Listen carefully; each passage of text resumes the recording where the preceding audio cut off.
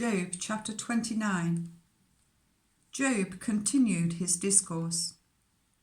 How I long for the months gone by, for the days when God watched over me, when his lamp shone on my head, and by his light I walked through darkness.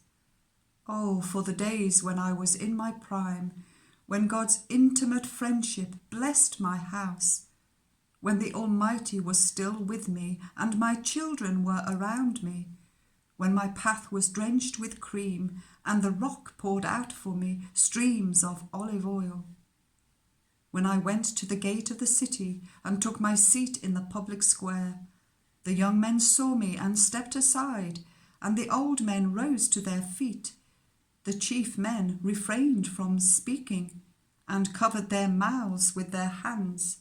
The voices of the nobles were hushed, and their tongues stuck to the roof of their mouths. Whoever heard me spoke well of me, and those who saw me commended me, because I rescued the poor who cried for help, and the fatherless who had none to assist them. Those who were dying blessed me. I made the widow's heart sing. I put on righteousness as my clothing.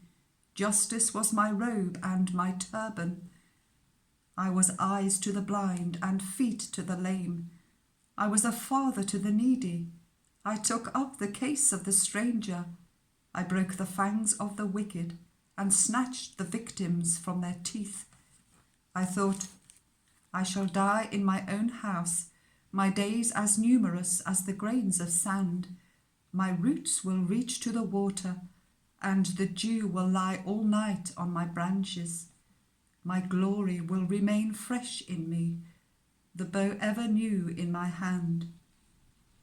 People listened to me expectantly, waiting in silence for my counsel.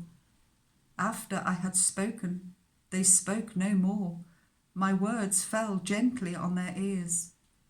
They waited for me as for showers, and drank in my words as the spring rain. When I smiled at them, they scarcely believed it.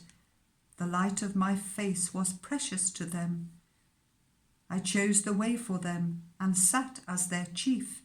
I dwelt as a king among his troops. I was like one who comforts mourners.